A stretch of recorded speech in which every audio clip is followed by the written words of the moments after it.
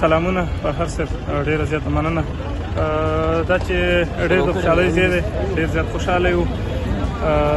د افغانستان انډر 19 ټیم بنګلادیش ته په 2 ور باندې تللی و. هلته یې 15 ونډې یا وړیا میچونه وو چې په هغې کې 3 میچونه بنګلادیش وګټل او 2 افغانستان وګټل او یو پور ډېر میچ چې هغه افغانستان وګټو. ماشاءالله افغانستان وګټو، ماشاءالله هلکانو ډېر ښه ګیم وکړو، ډېر ښه کرکټ یې وکړو او ډېر زیات خوشحاله یو موږ چې د هغه ځای نه بېرته راستانه شو. نو په افغانستان کې موږ د ډېر تود هرکلي سره مخامخ شو. ډېر زیات خوشحاله یم او د ډېر زیات خوشحاله یم. مننه.